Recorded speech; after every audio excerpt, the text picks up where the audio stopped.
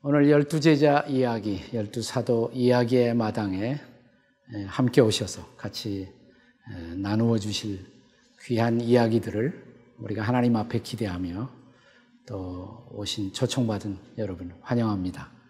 여러분들은 그냥 오신 것이 아니라 12제자를 대표하는 오늘 이 시대의 12제자로서 와 계신 겁니다. 그래서 책임이 아주 크십니다.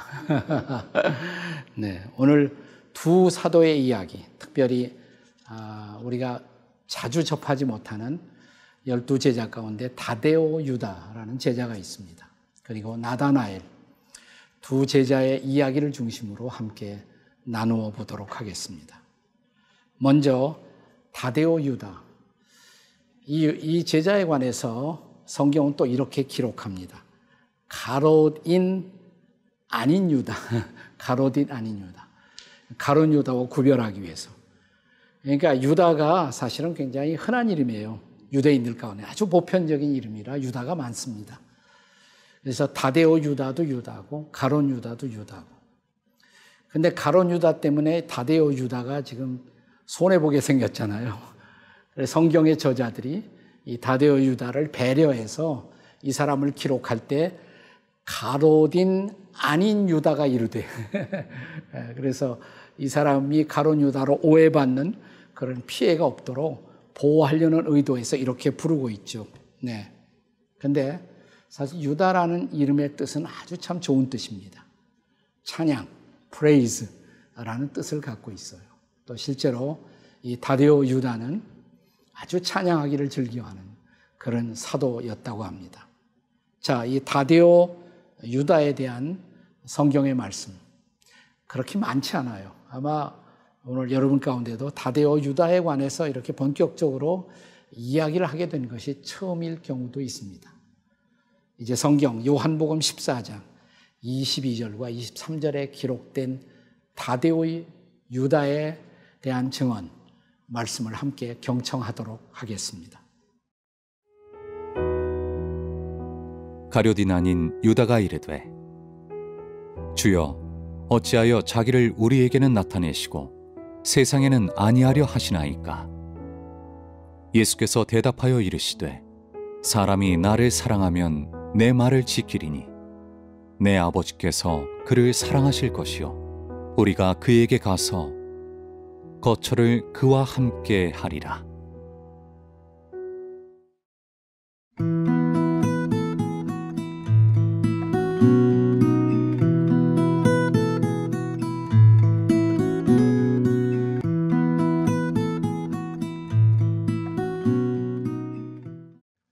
조금 아까 생각나십니까? 제가 유다라는 뜻이 찬양이라고 그랬잖아요. 근데 영어로는 praise.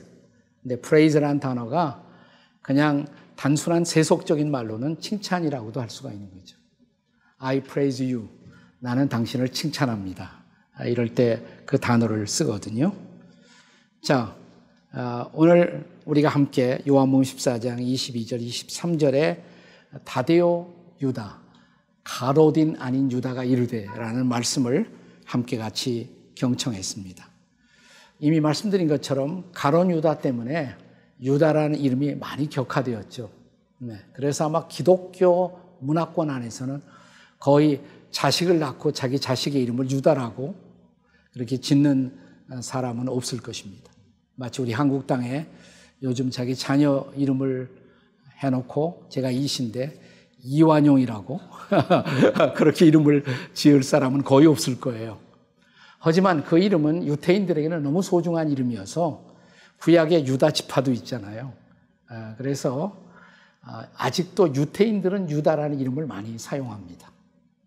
어쨌든 이 다데오 유다라는 이 사람의 이야기, 아마도 다데오는 별명이 아니었을까? 별명. 그리고 유다가 본명이고 그를 다데오 유다, 유다 다데오 이렇게 부르는데, 그러니까 이 사람이 아마 그 별명이라면 굉장히 따뜻한 감성을 갖고 늘 칭찬하기를 좋아하고 찬양하기를 좋아하는 아마 이런 사람이 아니었을까 이렇게 생각이 됩니다. 그런데 방금 우리가 경청했던 요한복음 14장의 말씀에서 사실 이 말씀은 이제 처음에 빌립이라는 제자 한 사람이 등장해 갖고 예수님한테 이런 요청을 합니다. 아버지를 저에게 보여주십시오. 그러면 저희가 잘 믿을 수가 있겠습니다.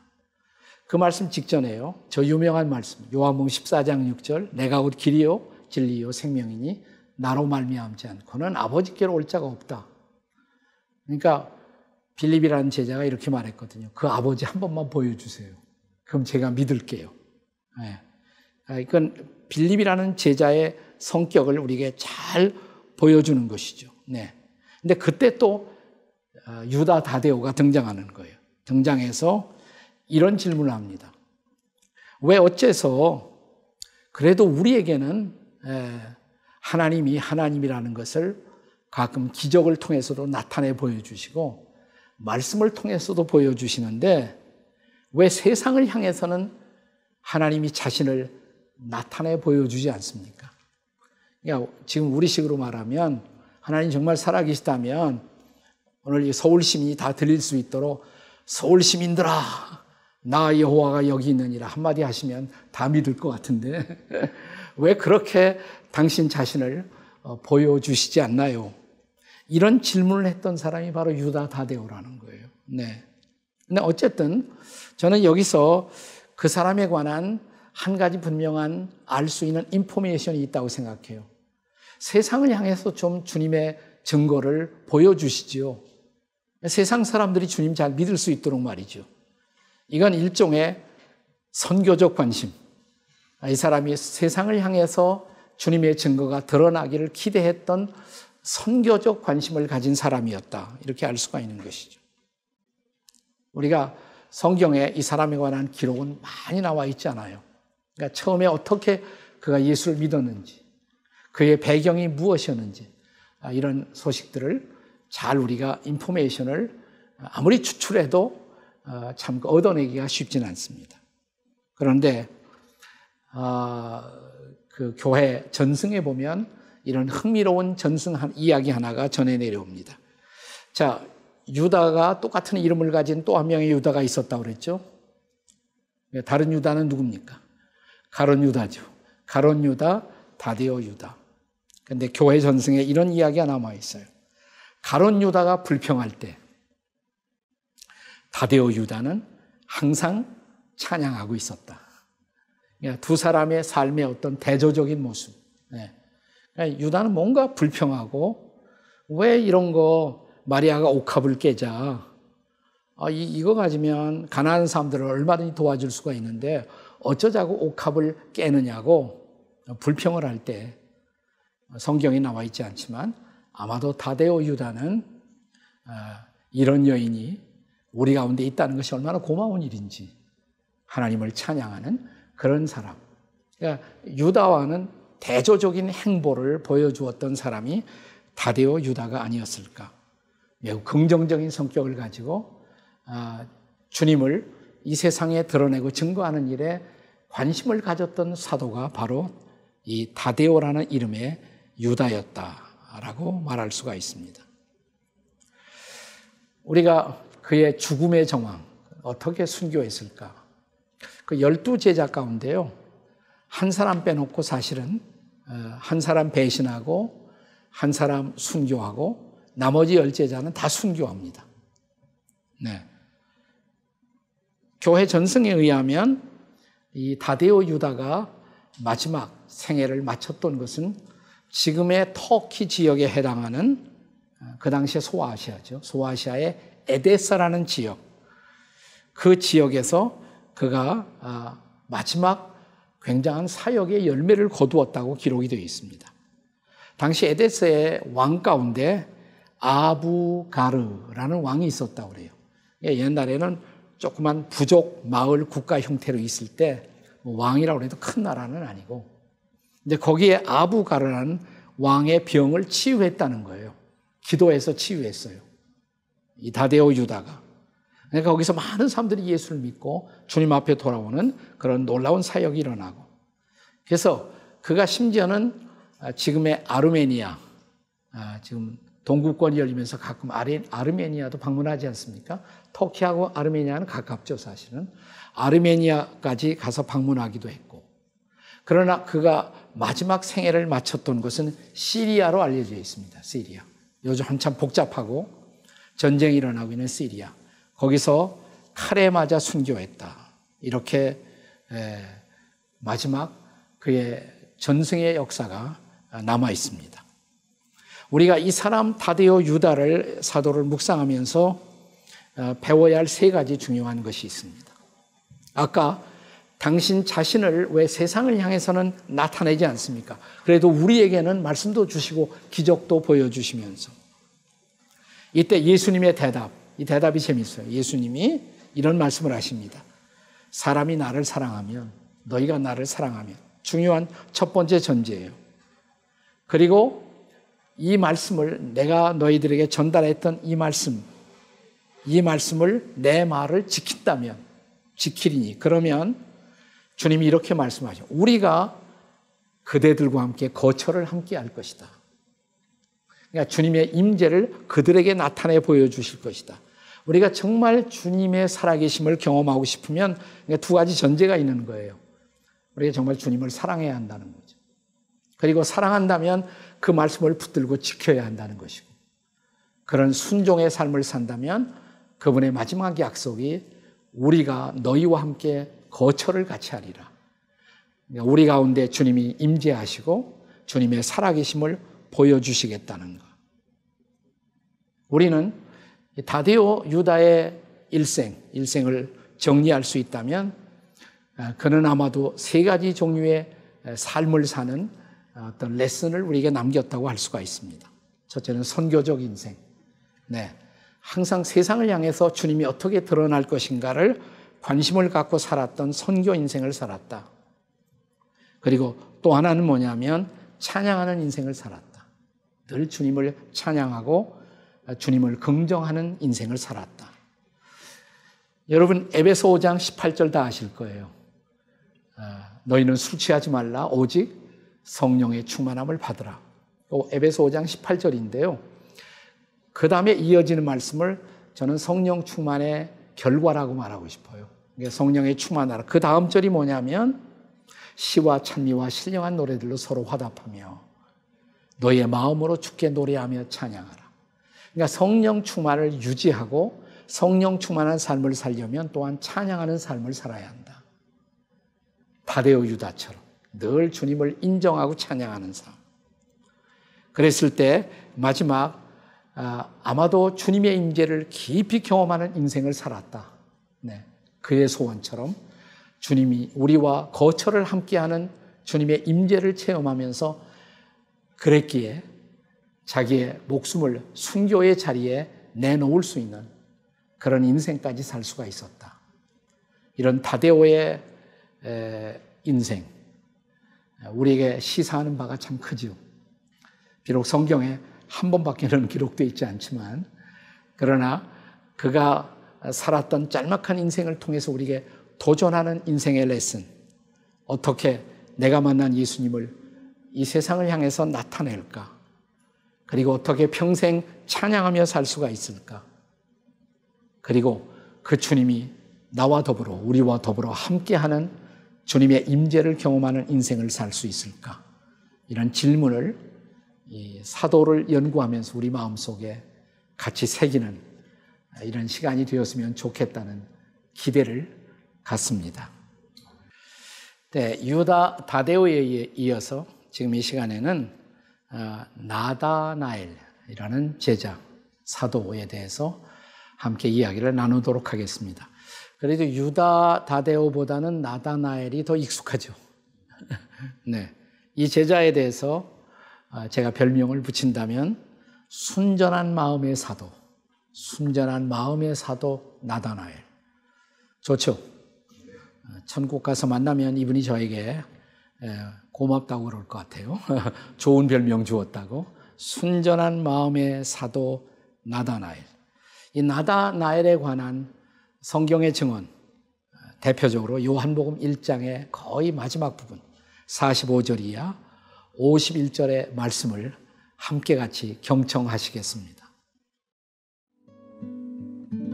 빌립이 나다나엘을 찾아 이르되 모세가 율법에 기록하였고 여러 선지자가 기록한 그 일을 우리가 만났으니 요셉의 아들 나사렛 예수니라. 나다나엘이 이르되 나사렛에서 무슨 선한 것이 날 수 있느냐? 빌립이 이르되 와서 보라 하니라. 예수께서 나다나엘이 자기에게 오는 것을 보시고 그를 가리켜 이르시되 보라, 이는 참으로 이스라엘 사람이라. 그 속에 간사한 것이 없도다. 나다나엘이 이르되 어떻게 나를 아시나이까? 예수께서 대답하여 이르시되 빌립이 너를 부르기 전에 네가 무화과 나무 아래에 있을 때에 보았노라. 나다나엘이 대답하되 랍비여, 당신은 하나님의 아들이시오 당신은 이스라엘의 임금이로소이다. 예수께서 대답하여 이르시되 내가 너를 무화과 나무 아래에서 보았다 함으로 믿느냐?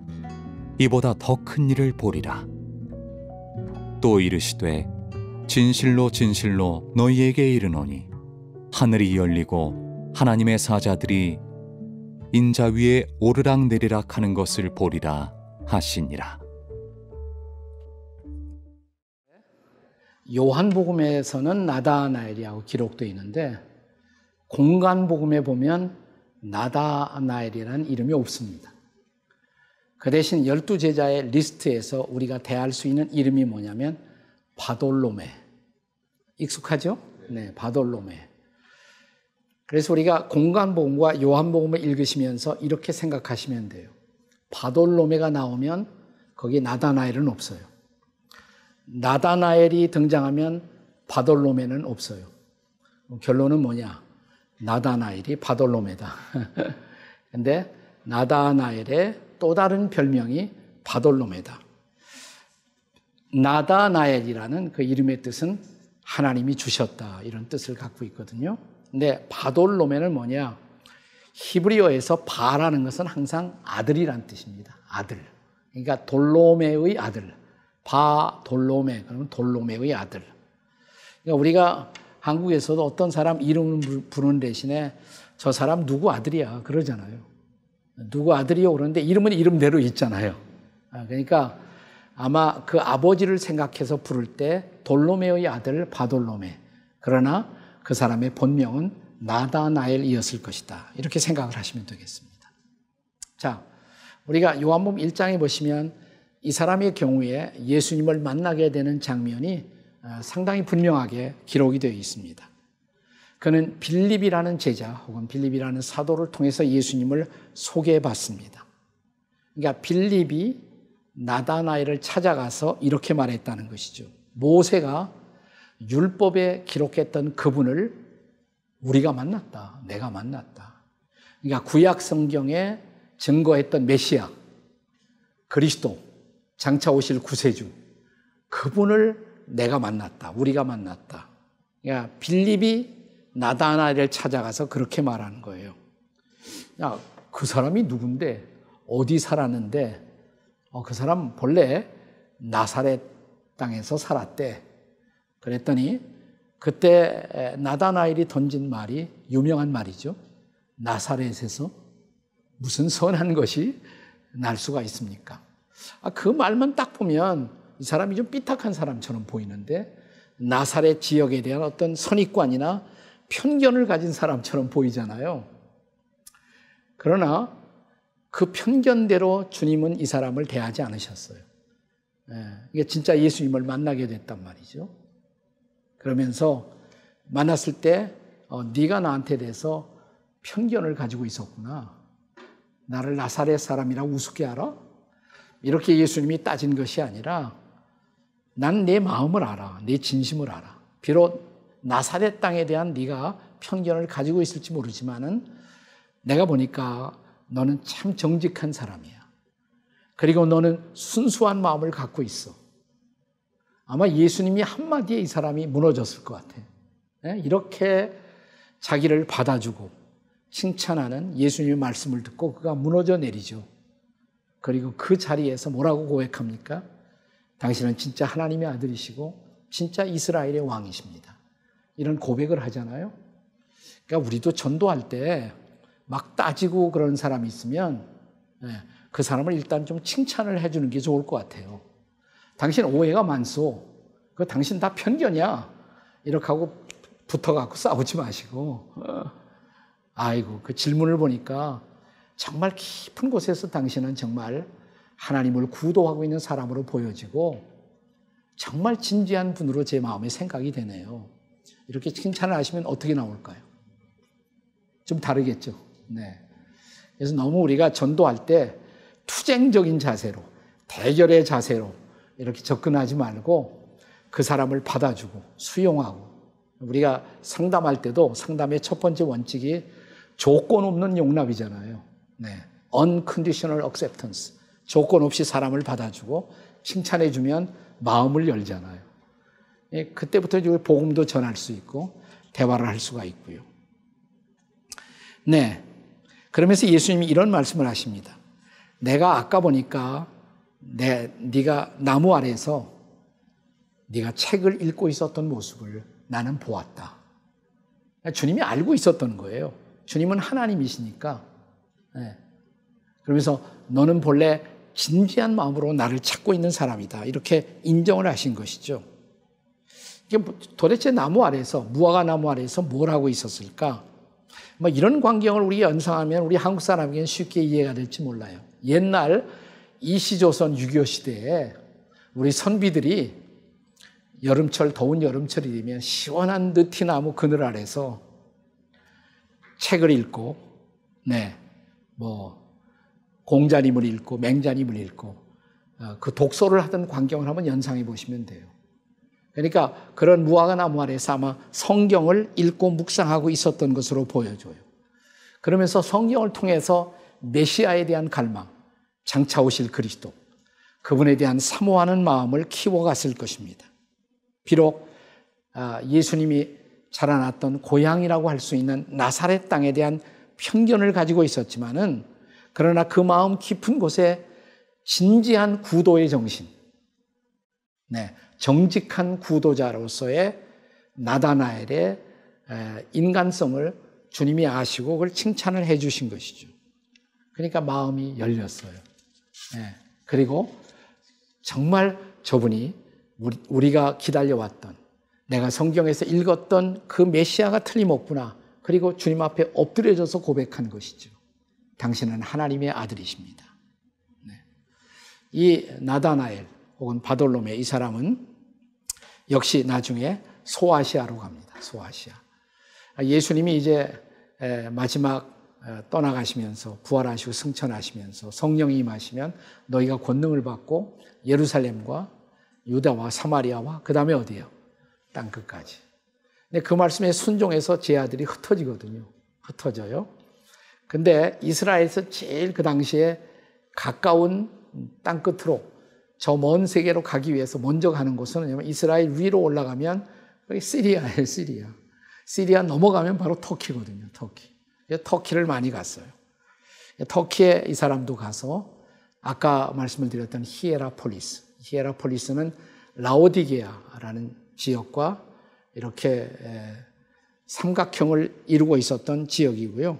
거기 가서 전도를 많이 한 것으로 일컬어지고요. 그 다음에 더 나아가서 어떤 교회 전승에 의하면 페르시아 그리고 아르미니아까지 이 사도가, 나다나엘 사도가, 바돌로메도 거기까지 갔다. 특별히 그는 나중에 아르메니아에 가기 전 또 페르시아 지역에 한참 전도해서 상당한 열매를 거두고 나중에 아르메니아에 와서 전도하다가 붙잡혀서 몽둥이, 곤봉에 얻어맞았다고 그래요. 그리고 전도하던 그의 살가죽을 벗겨갖고 나중에 그 칼로 가죽을 다 벗긴 다음에 그의 시체를 바다에 던짐으로써 그가 마지막 순교의 제물로 인생을 마쳤다. 자, 이 사람의 인생, 라이프 레슨스, 그 사람의 인생을 우리가 교훈을 요약해 보겠어요. 그래서 뭐냐면 첫째로 편견을 극복한 사람이다. 우리 모두가 다 편견이 있잖아요. 나사렛 땅에 대한 편견. 우리 한국에서도 어떤 특정한 지역에 대한 편견을 가진 사람들이 있잖아요. 다 편견이 있어요. 네. 또 메시아에 대한 편견. 메시아가 과연 오실까? 아니, 오신다면 예루살렘으로 오셔야지 왜 나사렛에서 오셔? 뭐 이런 여러 가지 편견. 그러나 이 편견을 극복하는 데 있어서는 물론 예수님이 그를 있는 그대로 받아주시고 그를 칭찬해 주시고 그러면서 그의 마음이 열렸지만 또 하나 그 옆에 빌립이라는 친구가 있었단 말이죠. 그래서 함께 성경을 말하고 자기의 편견을 열어놓고 이야기하면서 해답을 얻는 거예요. 우리 옆에 신앙에 대해서 대화할 수 있는 좋은 친구가 내 곁에 존재한다는 것.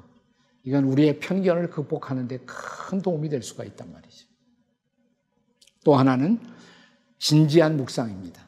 이 나다나엘이라는 제자가 우리에게 던지는 중요한 교훈 하나는 진지한 묵상이 얼마나 중요한가. 그는 무화과 나무 아래에서 그는 성경을 묵상하고 있었다. 그리고 마침내 메시아를 만났다. 이런 진지한 묵상의 중요성. 마지막으로 강조하고 싶은 것은 선교에 있어서 칭찬의 예술. 네, 예수님에게서 배우는 거죠. 예수님이 이 사람의 편견을 깨시고 마침내 메시아를 자기의 메시아, 자기의 구세주로 받아들일 수 있도록 한 데는 예수님의 칭찬이 그런 위대한 효력을 발휘했다. 우리도 전도할 때 자꾸 투사적으로 싸우려고만 하지 말고 승리하려고만 하지 말고 사람들을 받아주고 칭찬하면 사람들이 자기들의 마음을 열고 정말 복음 앞에 저들의 인생을 드리는 그런 놀라운 역사가 지금도 가능할 수 있다. 이런 교훈을 우리에게 던지는 저는 중요한 제자가 바로 나다나엘 혹은 바돌로메라고 할 수가 있습니다. 나다나엘이 어디 출신인지는 생각나시나요? 가나, 갈릴리 가나. 가나의 기적. 그래서 가나 출신이에요. 근데 아마도 예수님이 그 잔치집에 가신데도 저는 이 나다나엘의 영향이 컸을 거라고 생각해요. 잔치가 열렸는데 갈릴리 가나에 옛날 이스라엘 잔치는 한 일주일씩 가거든요. 그러니까 누군가가 아마 동네에 떠드는 최신 타핑 뉴스가 뭐냐면 나다나엘이 메시아의 제자가 되었대. 그래? 그러면 그 예수님이 한번 이번 잔치 할 때 초청하지. 그때 잔치는 하루가 아니라 일주일씩 갔으니까. 그래서 아마 예수님을 초대했을 가능성. 나다나엘 때문에. 그리고 거기서 기적이 일어나고 예수님이 메시아라는 놀라운 사실을 물을 포도주로 변화시키는 기적을 통해서 보여주시고 나다나엘이 하나님께 놀랍게 쓰임을 받았죠. 여러분과 저를 통해서도 이런 기적이 좀 일어나고 또 예수님을 증거하는 결정적으로 쓰임을 받는 그런 놀라운 일들이 많이 일어날 수 있었으면 좋겠습니다.